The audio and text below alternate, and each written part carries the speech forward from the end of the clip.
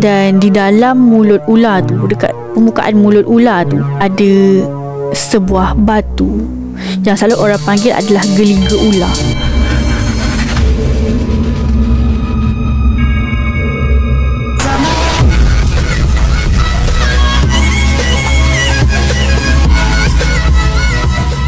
Assalamualaikum, ahlan wa sahlan, konnichiwa dan selamat datang daripada Take a Peek in Thai Jagat Channel. Nama aku dan kisah benar malam ini bertajuk Geliga.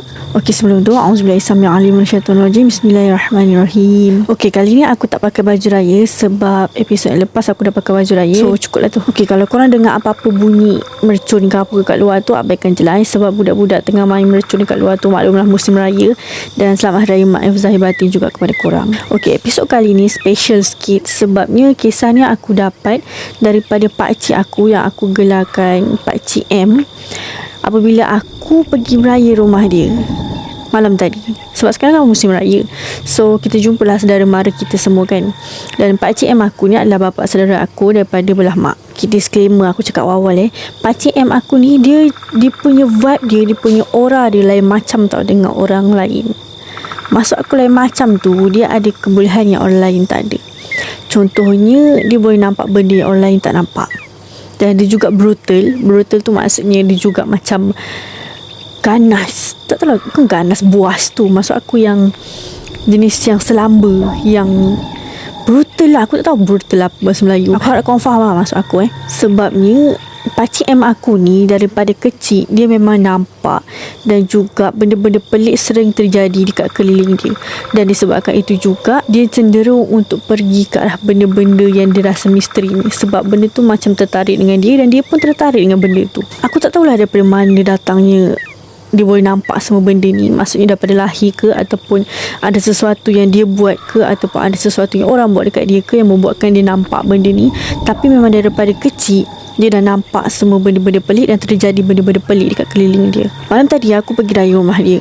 Dan bila dia tahu aku ada buat channel YouTube cerita seram ni, dia cakap kalau dia cerita semua kisah-kisah seram dia memang takkan habis dekat YouTube aku ni. Maksudnya banyak sangat kisah-kisah pelik dan misteri yang terjadi dekat hidup dia selama dia hidup.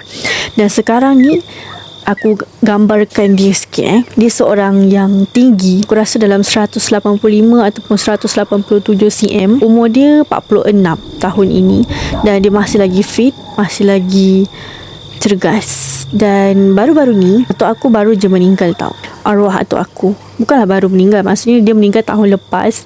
Dan macam korang tahu, orang-orang dahulu kala ni memang ada something-something. Benda ni sangat common, sangat biasa dekat masyarakat-masyarakat orang dulu-dulu ni. So bila diorang meninggal, mesti ada something yang diorang tinggalkan ataupun tertinggal, yang mana bukan kita nampak daripada segi mata kasar ni. Mak aku adalah anak sulung daripada adik-beradik dia. Dan Pakcik M aku ni adalah lelaki sulung dalam keluarga tu, anak lelaki sulung. Dan somehow dia nak tolong adik-beradik dia daripada terkena apa yang atuk aku tinggalkan setelah kematiannya. Dia juga ada ambil benda-benda peninggalan atuk aku. Maksud aku dia ambil untuk buang benda tu. Dan bila korang nak buang benda yang pelik, mesti benda tu akan mengganggu korang juga kan. So dipendekkan cerita, Pakcik M aku ni sakit tau lepas arwah atuk aku meninggal. Dan sakit dia tu bukan sakit biasa-biasa. Dia dah pergi hospital, dia dah pergi berubat kampung. Dan brutal-brutal dia pun dia masih sakit. Maksudnya benda yang kena dekat dia tu agak kuat. So waktu dia sakit ni memang ramai sangat yang cuba tolong dia, tapi somehow lambat nak baik. Sebab benda tu mungkin dah lama bertapak dekat arwah atuk aku. Dan tu semua bukan kehendak dorang, termasuklah atuk aku sendiri. Pakcik M aku ni daripada badan dia fit, terus jadi kurus, terus jadi macam agak cengkung. Dan waktu dia sihat pun memang banyak sangat benda yang attracted dekat dia. Ini daripada apa yang dia cerita. Time tu dia sakit dan dia baru nak pindah rumah tau. Time tu rumah tu baru je buat tau. Sebenarnya rumah sewa tu baru saja dibuat dekat lorong tu. Dan ada satu pakcik ni yang dah lama tinggal dekat lorong tu sebelum lagi rumah sewa tu dibuat. Kita namakan pakcik tu Pakcik Wahid. So time tu pakcik aku, Pakcik M ni yang tengah sakit ni tak ada kat rumah tau. Sebab aku tak pasti kenapa kenapa. Mungkin dia tengah pergi berubat ke apa ke, tapi dia tak ada dekat rumah waktu tu. Time tu dalam waktu tengah hari, lepas Zohor lah sebenarnya, 2 lebih siang, betul-betul berhadapan dengan rumah pakcik M aku. Tapi waktu tu pakcik M aku tak ada dekat rumah. Wahid ni nampak daripada awan ada macam tangga tau. Tangga daripada awan yang pusing macam ni. Tangganya pusing turun ke bawah sampai tanah. Tapi dah jelas-jelas lah itu bukannya benda yang kita nampak daripada mata kasar. Tapi pakcik Wahid tu nampak daripada atas datang seorang lelaki turun daripada tangga tu. Tangga pelik itulah, kira tangga yang pusing-pusing tu, datang daripada atas, daripada awan. Ada seorang lelaki bertanjak macam pakai pakaian yang zaman dahulu kala tu. Lelaki tu turun sampai ke bawah dan dia berhenti betul-betul dekat depan rumah pakcik M aku, which is time tu pakcik M aku tak dekat rumah. Lepas tu dia tanya dekat pakcik Wahid ni, sebab pakcik Wahid tu nampak. Dia kata dia nak jumpa dengan pakcik M aku. Lepas tu pakcik Wahid ni cakap pakcik M aku tak ada dekat situ. Time tu memang tak ada dekat rumah. Dan dia kata taklah, nanti dia datang lagi.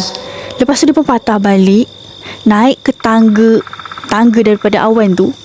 Dan time dia naik tangga tu, setapak dia naik, setapak tangga tu hilang daripada tanah tu. Dia naik hilang, naik hilang sampai atas, terus hilang semua sekali. Itu apa yang dia nampak. Dan bila sesampainya pakcik M aku ke rumah, pakcik Wahid tu cerita dekat pakcik M aku, setelah dia demam 3 hari. Yes, after kejadian tu dia demam. Walaupun dia orang lama dekat lorong tu, tapi dia tak pernah nampak benda yang macam tu. Dan malam tu pakcik M aku tidur dekat dalam rumah tu, dan dia bermimpi ada seorang lelaki yang bersisik. Bila aku tanya dia ada pegang macam kerajaan laut tu punya tu. Kau tahu tak yang apa, Neptune yang cerita SpongeBob tu kan, aku lupa apa nama dia, serampang kan, cerita Aquaman tu. Akhirnya dia pegang benda tu. Dia datang, muka dia bersisik kiri kanan, telinga dia semua bersisik, badan dia, lengan dia bersisik. Dia adalah seseorang yang datang daripada kerajaan laut, dan dia datang betul-betul dekat depan rumah pakcik M aku untuk jumpa pakcik M aku. Dan time tu dia cakap dia nak tolong something dekat pakcik M aku ni. Sebabnya time tu pakcik M aku sakit kan. Pakcik M aku tak terima, so dia pun patah balik. Dia kata kalau apa-apa perlukan bantuan, kalau rasa macam nak ubah fikiran, nanti dia datang lagi. Dan dia pun balik, turun kepada kerajaan laut dia semula. Raib macam tu je. Bunyinya macam kelakar, tapi ini adalah apa yang terjadi yang dia cerita. Pakcik Wahid tu tanya tau dekat pakcik M aku ni, kau ni siapa sebenarnya? Sebabnya benda-benda raib yang datang daripada kerajaan awan, kerajaan yang atas dengan kerajaan laut datang jumpa kau waktu kau sakit. So kau ni siapa sebenarnya? Macam tu. Pakcik M aku pun tak tahu nak cakap apa, sebab dia pun tak tahu kan, benda kita tak pasti. So pakcik M aku ketawa je lah. Alhamdulillah sekarang pakcik M aku dah baik lah, kiranya dah beransur pulih, dan dia dah mula berisi semula. Bukanlah berisi, dia memang tak pernah berisi pun sebelum ni. Kiranya dia dah mula fit balik macam sebelum ni. Dan semalam waktu aku pergi raya rumah dia pun, dia nampak okey, dan dia cerita macam biasa seronok. So aku pun apa lagi, ambil lah cerita-cerita dia dan masuk dalam YouTube channel aku ni. Okey, tu kisah pertama. Another kisah daripada pakcik M aku ni ialah bersama dengan mak aku time remaja. Pakcik M aku ni anak nombor 3, dan mak aku ni anak sulung. Diorang ni ditugaskan untuk menolong atuk aku dekat kebun lah. Kiranya macam tanam kopi ke, tanam pokok pisang ke, apa sajalah, kiranya tolong di kebun. Sebab diorang anak atas-atas, biasa atas-atas yang kena buat kerja kan, bawah-bawah tak sangat, tiba-tiba kan. Okey, lepas tu bila diorang dah settle buat kerja kebun tu, si pakcik M aku ni datang dekat mak aku tau. Dia ajak mak aku pergi belakang tu maksudnya pergi kebun tu semula. Sebab diorang dah habis buat kerja, so diorang dah pergi ke depan lah, nak keluar daripada kebun tu. Tapi pakcik M aku ni stop mak aku, berhentikan mak aku, dan dia ajak mak aku pergi balik masuk kebun tu. Mak aku tanya, kenapa kau ajak aku masuk balik? Lepas tu pakcik M ni cakap, tadi kat dalam hutan tu aku nampak ada ular yang terenganga, dan di dalam mulut ular tu, dekat permukaan mulut ular tu, ada sebuah batu yang selalu orang panggil adalah geliga ular. Dia macam batu berlian, batulah sejenis batu dekat ular tu. Dia nampak sekilas, tapi dia rasa macam ular tu nak bagi dekat dia. Dan dia nak bagi dekat ular tu, dia takut sorang-sorang, so dia dah ajak mak aku sekali. Mak aku sebagai saksi lah. Lepas mak aku cakap macam, gila ke kau ni? Ular betul ke? Lepas tu cakap, alah aku teman aku, cepatlah. Lepas tu dia seret mak aku, pergilah dekat kebun belakang tu. Mak aku dengan rela tak relanya pergilah sekali bersama dia. Macam mana pun adik dia juga kan, apa pun jadi. Lepas tu dia pun pergilah belakang. Pergi dekat belakang tu, maksud aku dia dah masuk dekat dalam kebun tu. Dekat belakang-belakang tu kan hutan, tak ada orang. Dan memang betul apa yang mak aku saksikan depan mata adalah seekor ular yang dikatakan oleh pakcik mak aku ular senduk yang taring di atas bawah. Memang dia tengah-tengah dan badannya macam ni tau. Dia setempat dekat atas pokok senduduk. Kau tahu tak? Mak aku cakap pokok senduduk tu pokok yang kecil tau. Pokok yang kecil dengan ranting yang kecil. Tapi ular tu besar gila. Ular tu besar gila dan somehow dia boleh duduk dekat atas pokok senduduk tu sambil mulut dia tengah-tengah dan ada batu dekat tengah-tengah mulut dia. Batu tu berwarna merah dan dia menyala dan dia berkilat. Mata ular tu pun, kau tahu tak, mata ular berkelip-kelip. Faham tak? Mana ada ular betul matanya berkelip-kelip sambil mulut terengah-engah, ada batu belian kat tengah tu. Lepas tu mak aku pun, biar betul. Ular betul ke tu? Macam tu kan? Macam mana, macam tak logik lah. Apa yang mak aku saksikan depan mata tu tak logik. Tapi pakcik aku ni dia biasa dia tahu sebab dia dah nampak macam-macam. Tapi dia curiga sebab masa tu dia remaja dan dia nak ambil tahu batu tu sebenarnya. Lepas tu dia cakap ular tu aku rasa dia nak bagi dekat aku tu. Macam tu. Sebab tu dia pandang aku.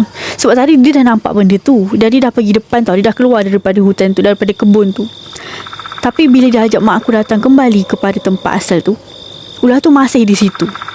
Maksudnya dia cakap dia rasa ular tu memang macam nak bagi dia batu tu, geliga ular tu dekat dia. Sebab tu dia tak lari cakap macam tu. Mak aku dah, biar betul kau ni, jangan pelik-pelik. Lepas tu dia kata aku nak ambil batu tu, tapi aku takut dia gigit aku. So aku, sebab bila pakcik aku dekat dengan ular tu, mulut dia makin terbuka tau. Ular tu seolah-olah dia memang nak bagi pakcik emak aku ambil batu dekat tengah-tengah mulut dia tu. Memang nampak menyeramkan lah sebab ular. Pakcik emak aku tu cakap, aku ulur sebelah tangan ambil batu tu, kau pula pegang lengan aku lagi sebelah. Kalau apa jadi kau tarik aku.